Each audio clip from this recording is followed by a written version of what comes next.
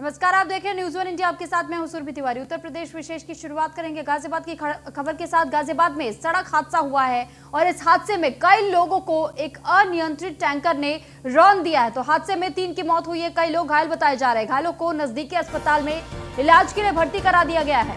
तो कई लोगों को अनियंत्रित टैंकर ने रौंदा है।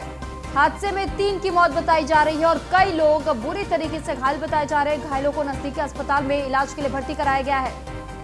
तो गाजियाबाद से खबर बता रहे जहां पर सड़क हादसे का शिकार कई लोग हुए हैं और इस सड़क हादसे में अनियंत्रित टैंकर ने कई लोगों को रौंदा है, जिसमें 3 की मौत हुई है।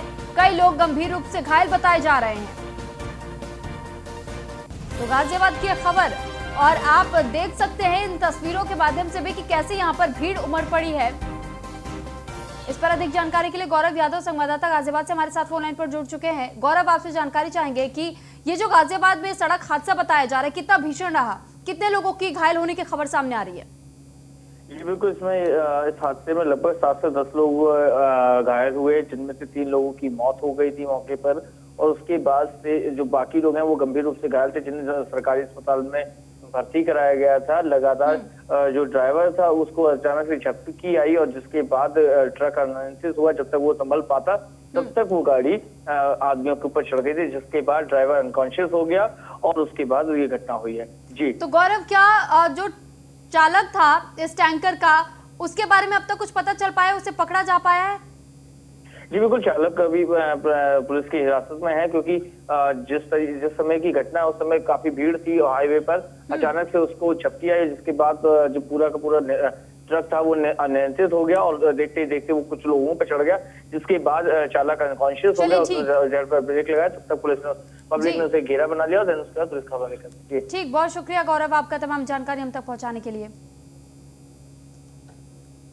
तो वहीं झांसी में सड़क हादसे में 3 लोगों की मौत हुई है। 2 बाइक की आपस में जोरदार भिड़ंत देखने को मिली है और 3 की मौके पर ही मौत हो गई है। एक घायल भी बताया जा रहा है। झांसी के गुरसराय में यह हादसा हुआ। तो 2 बाइक की आपस में जोरदार भिड़ंत, जिसके बाद 3 की मौत हुई है मौके पर ही और एक युवक इसमें घायल बताया जा रहा है। झांसी के गुरसराय में यह हादसा हुआ। इस पर अधिक जानकारी के लिए मदन यादव संवाददाता झांसी से हमारे साथ जुड़ चुके हैं। मदन, आपसे जानकारी चाहेंगे कि ये हादसा आखिर हुआ कैसे?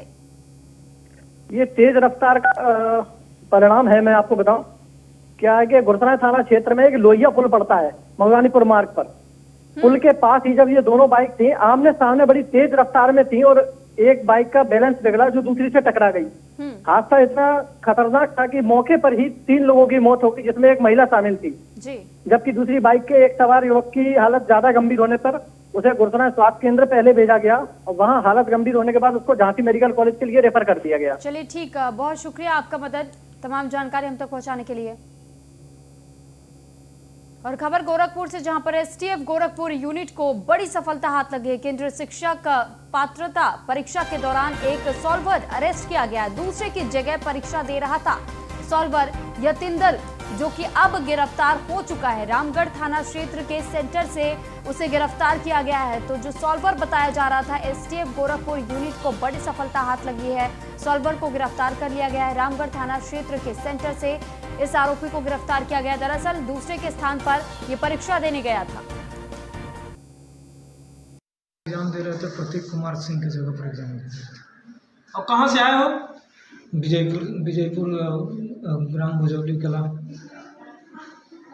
जिला गोपालगंज से। कितना पैसा लिए थे पेपर में बैठने के लिए? तय हुआ था पहले पूरा 50,000 देने के लिए, जिसमें पहले ही हमको ज़रूरत था, तो मेरे अकाउंट में 10-20-25 हज़ार दे चुके हुए थे। 2-4 लॉकडाउन में ही दिए थे। इसके पहले भी कहीं परीक्षा दिए हो? इसके पहले पिछले साल एक बार यूपी टेट में दिए थे, लेकिन एग्जैक्ट हमको कैंडिडेट का नाम याद नहीं है। इलाहाबाद में दिए थे। ये काम कब से कर रहे हो, परीक्षा देने का इस तरह का? 2017-2015। जानकारी के लिए आशीष शाही संवाददाता गोरखपुर से हमारे साथ फोन लाइन पर जुड़ चुके हैं। आशीष, आपसे जानकारी चाहेंगे कि सॉल्वर का पता कैसे पुलिस को चला? जी बिल्कुल, मैं आपको बता दूं कि जितने भी ऑनलाइन सेंटर है वहाँ पे एसटीएफ की टीम लगातार वॉच करती रहती है और इस रैकेट का पहले से इन लोगों को पता था और पूरी यूनिट ने एकाएक करके इसको पकड़ा है, जो कि प्रतीक कुमार के स्थान पे ये पेपर दे रहे थे। और सबसे बड़ी बात बता दूं कि रामगढ़ताल थाना क्षेत्र के इंस्पेक्टर और एसटीएफ इंस्पेक्टर सत्यप्रकाश को एक बड़ी सफलता मिली है कि जिस तरह से इस सॉलर को पकड़ा गया है। चलिए ठीक, बहुत शुक्रिया आशीष आपका तमाम जानकारी हम तक पहुंचाने के लिए।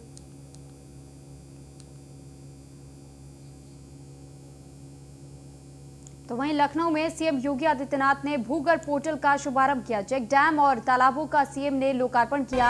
278 विकास योजनाओं का लोकार्पण किया गया। जल की कीमत पहचानना बेहद जरूरी, सीएम योगी ने कहा है। तो जल है तो कल है। पिछली सरकारों ने जल संरक्षण पर ध्यान नहीं दिया। जल संरक्षण के लिए बड़े पैमाने तय करने के लिए जरूरत थी। तो प्रदेश का 1/4 क्षेत्रफल डार्क जोन में था। सीएम योगी की ये तमाम बातें आपको बता रहे हैं कि किस तरीके से उन्होंने जल को बेहद महत्वपूर्ण बताया है और इसी के लिए इस अधिनियम का गठन किया गया है। तो यूपी में भूगर्भ जल अधिनियम का गठन किया गया। जल के बिना भविष्य की कल्पना नहीं की जा सकती। पिछले कुछ सालों में जल संरक्षण के लिए प्रयास किए गए। हमारे सामने अभी भी चुनौतियां हैं। तो सीएम योगी की ये तमाम बातें जो उन्होंने कही।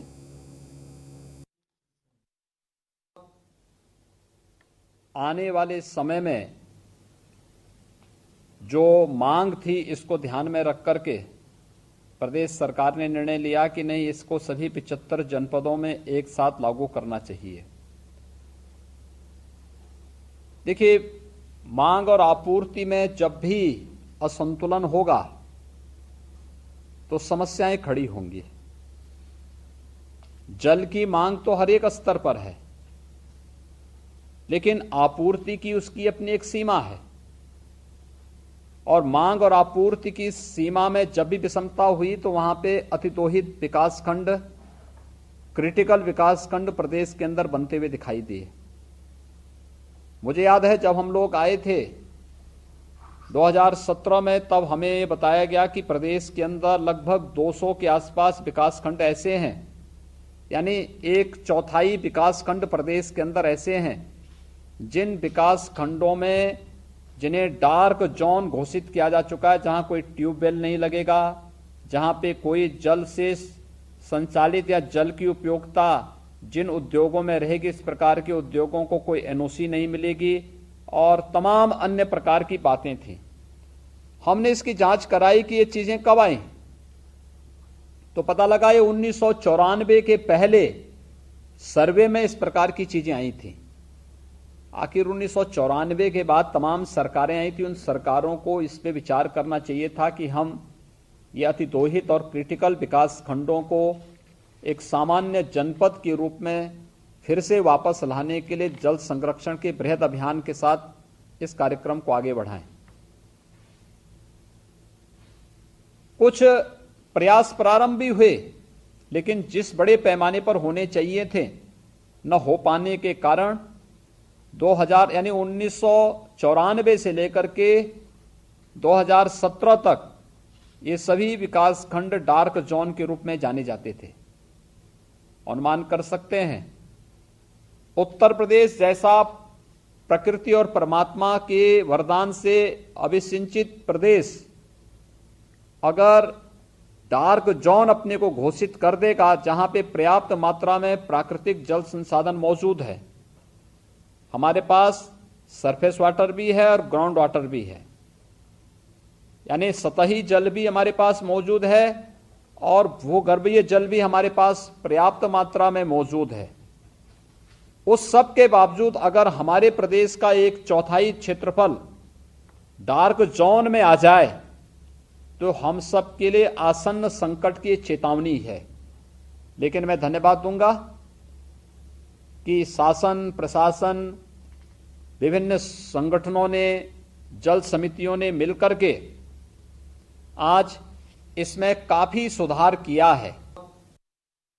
के माध्यम से पूरे देश और दुनिया को अवगत करना उत्तर प्रदेश का प्रबंधन और टाइम्स पत्रिका ने जिस तरीके से लेख लिखा है, ये सब चीजें उत्तर प्रदेश के गर्व और गौरव को बढ़ाने वाले हैं।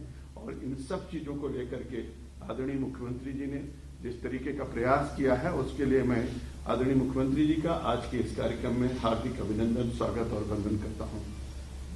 आज के इस कार्यक्रम में हमारे मुख्य सचिव श्री आर.के. तिवारी जी, हमारे प्रमुख सचिव श्रीवास्तव जी, हमारे प्रमुख सचिव श्री संजय जी, सभी अधिकारीगण और सभी जिलों से जुड़े हुए हमारे जनप्रतिनिधिगण, सभी अधिकारीगण, मान्यवर, आज का यह कार्यक्रम हमारे लिए गर्व और गौरव का विषय है, क्योंकि जैसा कि आप जानते हैं मान्यवर कि 2018 में माननीय प्रधानमंत्री जी ने 22 जून को पहली बार सभी जनप्रतिनिधियों को, ग्राम के प्रधानों को और उनको सबको पत्र लिख करके जल संचयन के बारे में आह्वान किया पूरे देश के अंदर। आपने भी उत्तर प्रदेश में सबका आह्वान किया और जगह जगह जाकर के कार्यक्रम किया, जिसके कारण से जल संचयन में एक बहुत क्रांतिकारी परिवर्तन आया। 20,000 तालाब हम लोगों ने आपके मार्गदर्शन और नेतृत्व में 2017 से प्रारंभ करके जो 2018 तक 19 तक पूरा किए थे, उसके बाद 15,000 तालाब ग्राम विकास विभाग और मनरेगा के तहत जो कार्रवाई की जा रही खेत तालाब योजना के तहत, और चेक डैम और तालाबों में लघु सिंचाई के माध्यम से विभिन्न आयामों को देते हुए जल संचयन में क्रांतिकारी परिवर्तन उत्तर प्रदेश में आ रहा है। जिस तरीके से हमारे क्रिटिकल, सेमी क्रिटिकल और अतिदोहित क्षेत्र बढ़ते चले जा रहे थे, उस पर कहीं ना कहीं विराम लगा है आपके इन आशीर्वाद और परिणामों के स्वरूप। और उसी को लेकर के आज हम लोगों ने तय किया है कि जो हमारा अधिनियम बना है उसको पोर्टल के माध्यम से हम सरलीकरण करके कैसे लोगों के बीच में ले जा सकें और किसी को कहीं जाना न पड़े, अपने घर से बैठे हुए ऑनलाइन प्रमाण पत्र लेकर के, एनओसी लेकर के अपने काम को ठीक ढंग से करें। तो यूपी में पोलियो अभियान की शुरुआत हुई है और सभी जिलों में पल्स पोलियो अभियान का आयोजन किया गया। तो 5 साल तक के बच्चों को ये खुराक दी जाएगी पोलियो की, और अभियान में 3 करोड़ 40 लाख बच्चों को पोलियो की ड्रॉप दी जाएंगे। शुभारंभ कार्यक्रम में सीएम योगी आदित्यनाथ शामिल हुए। कार्यक्रम में सीएम के साथ मौजूद रहे मंत्री ब्रजेश पाठक। स्वागत है, अभिनंदन है। आज पल्स पोलियो अभियान का शुभारंभ माननीय मुख्यमंत्री जी के कर कमलों से होने जा रहा है। ऐसा हमारी भारतीय परंपरा है कि हम किसी भी कार्य का शुभारंभ दीप प्रज्वलन के माध्यम से करते हैं। मैं अति आदर के साथ निवेदन करूंगी, थोड़ी सी लापरवाही कैसे एक बच्चे के पूरे भविष्य को खराब कर सकती है। पोलियो के ऐसे अनगिनत मामले हम सबको पूर्व में देखने को मिलते थे, लेकिन विश्व स्वास्थ्य संगठन और उसके साथ यूनिसेफ जैसी संस्थाओं के सहयोग से भारत ने अपने देश की यानी 125 करोड़ की इस आबादी को आज सफलतापूर्वक पोलियो जैसी बीमारियों से बचाने में एक बड़ी भूमिका का निर्वहन किया है। ये दुनिया के अंदर एक उदाहरण है, और जैसा कि यहाँ पर प्रमुख के सचिव स्वास्थ्य ने बताया भी कि अंतिम पोलियो का केस भारत के अंदर 2010 में देखने को मिला। मार्च 2014 में भारत को पोलियो से मुक्त घोषित कर दिया गया, लेकिन चूंकि पाकिस्तान, अफगानिस्तान, नाइजीरिया जैसे देश अभी हैं जहां पर पोलियो के बहुतायत मामले देखने को मिल रहे हैं, उसका संक्रमण भारत के अंदर यहां के बच्चों के साथ न हो जाए, इस दृष्टि से यह अभियान अभी भी निरंतर चलाए जाने की आवश्यकता है। परम सौभाग्य है कि मैं हमारे मुख्यमंत्री जी का पल्स पोलियो के राष्ट्रीय राउंड के शुभारंभ के अवसर पर उनका स्वागत कर रहा हूँ। हम आभारी हैं हमारे मुख्यमंत्री जी के, उन्होंने अपने समय में से हमारे लिए समय निकाला और हमारे हमेशा ही स्वास्थ्य विभाग के सभी कार्यक्रमों के लिए समय निकालते हैं। महोदय, पोलियो एक बहुत ही जानलेवा बीमारी के रूप में देश में हुआ करती थी और इससे बच्चों की जानें भी जाती थी और साथ में बच्चे विकलांग भी होते थे। अथक प्रयास के बाद अपना देश इसे इरेडिकेट करने में, इसका उन्मूलन करने में सफल हुआ।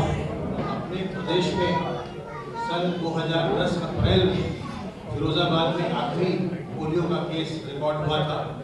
भारतवर्ष में 2011 में पश्चिम बंगाल में आखिरी केस रिकॉर्ड हुआ था और फिर उसके पश्चात विश्व स्वास्थ्य संगठन के द्वारा भारत को पोलियो मुक्त राष्ट्र घोषित कर दिया। खबर सिद्धार्थनगर से, जहां पर आगामी त्रिस्तरीय चुनाव को लेकर के बोले हैं अजय प्रताप सिंह।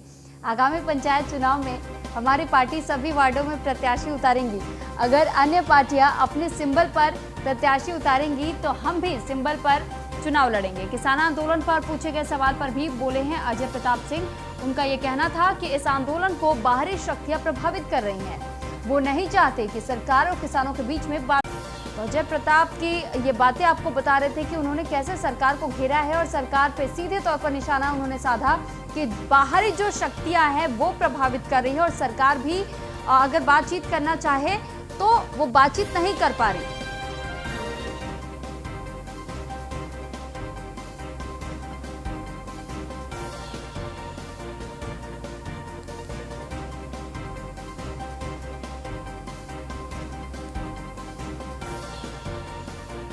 इस वक्त हमारे साथ बात करने के लिए मौजूद हैं यूपी सरकार में दर्जा प्राप्त मंत्री अजय प्रताप सिंह। हम इन्हीं से जानते हैं आज इनका सिद्धार्थनगर दौरा है। सर, सिद्धार्थनगर दौरा है, क्या कहेंगे, क्या उद्देश्य है सिद्धार्थनगर? सिद्धार्थनगर में हम लोग पार्टी जिला पंचायत की तैयारी में लगातार हम लोग जमीनी स्तर पर लगे हुए हैं और उसी की तैयारी की समीक्षा के लिए हम लोग सिद्धार्थनगर में मेरा आना हुआ है। इसके पहले मैं एक बार आया था।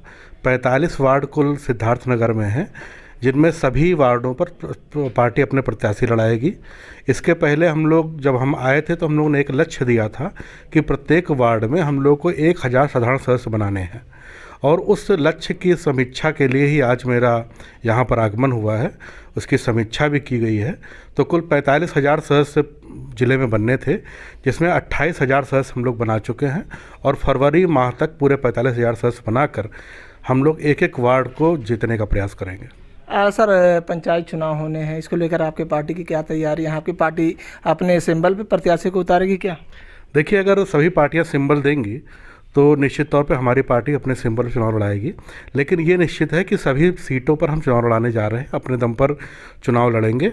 अगर सिंबल नहीं देंगे तो समर्थित प्रत्याशी के रूप में हम अपने पार्टी के प्रत्याशी को चुनाव लड़ाएंगे। जैसे आपने सुना कि इनका कहना है कि पंचायती चुनाव को लेकर अगर सारी पार्टी अपने प्रत्याशी को टिकट दे दे, हमारी भी पार्टी अपने प्रत्याशी को सिंबल पे चुनाव लड़ाएगी। Saddam Khan, news on India, Siddharthnagar.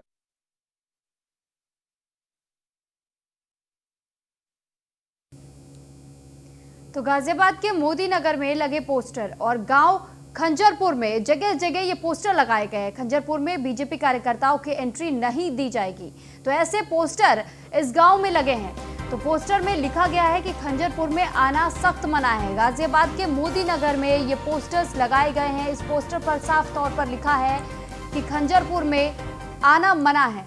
तो बीजेपी कार्यकर्ताओं को आने से रोकने के लिए ये पोस्टर लगाए गए हैं। गाजियाबाद के मोदी नगर में ये पोस्टर लगाए गए हैं। इस पोस्टर पर लिखा है कि बीजेपी कार्यकर्ताओं का आना मोदी नगर में मना है। गांव खंजरपुर में जगह जगह ये पोस्टर्स लगाए गए हैं और इस पोस्टर्स में बीजेपी कार्यकर्ताओं के लिए ये पोस्टर चिपकाए गए हैं, जिसमें साफ तौर पर बीजेपी कार्यकर्ताओं को रोकने की कोशिश की गई है।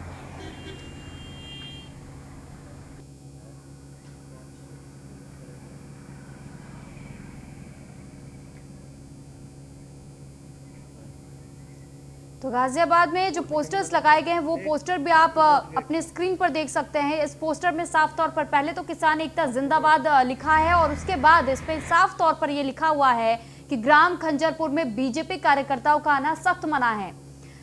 तो ये एक तरीके की चेतावनी गांव वासियों की तरफ से सरकार के लिए। तो बीजेपी के जो कार्यकर्ता हैं उनको इस गाँव में प्रवेश देने से साफ जो गांववासी है मना कर रहे हैं। वो नहीं चाहते कि बीजेपी कार्यकर्ता ग्राम खंजरपुर में जाए और इसी वजह से ये पोस्टर गांव के बाहर भी और गांव के भीतर भी कई ऐसे जगह बताए जा रहे हैं जहां पर ये लगाए गए हैं पोस्टर्स। तो बीजेपी कार्यकर्ताओं को रोकने का प्रयास गांववासियों की तरफ से पोस्टर के माध्यम से किया जा रहा है।